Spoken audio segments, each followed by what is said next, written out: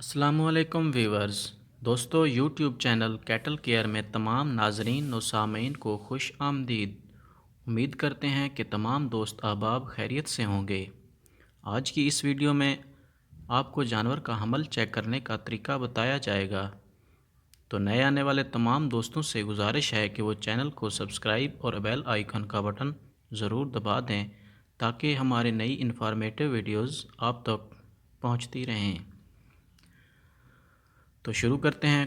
کچھ لوگ تو ڈاکٹرز وغیرہ سے جانور کا حمل چیک کرواتے ہیں اور کچھ لوگوں کا یہ بھی وہم ہوتا ہے کہ جانور بچہ پھینک دیتے ہیں، اور یہ بات مشاہدہ میں بھی آئی ہے کہ اگر ڈاکٹر آپ کا ایکسپرٹ نہیں ہے اور اسے صحیح طریقہ سے پتہ نہیں چلتا اور بعض اوقات غلط ہاتھ کرنے کی وجہ سے گائے یا بھینس کا بچہ ضائع ہو جاتا ہے۔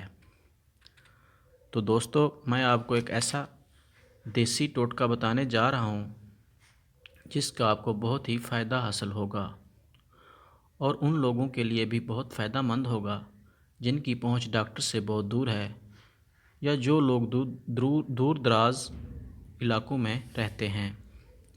یہ دیسی ٹوٹکا ہے، یہ تقریباً 100% صحیح ٹوٹکا اور آزمایا ہوا ہے۔ اس نسخے کے لیے جانور کو گبن ہوئے 2 ماہ ہوئے ہونے چاہئیں، یعنی جانور کراس کرانے کے 2 ماہ بعد یہ نسخہ آزمایا جا سکتا ہے۔ تو اس میں آپ نے جانور کا پیشاب کسی صاف برتن میں لے لینا ہے، پھر اس میں آپ نے سرسوں کے تیل کے چند قطرے ڈالنے ہیں، 3 یا 4 قطرے۔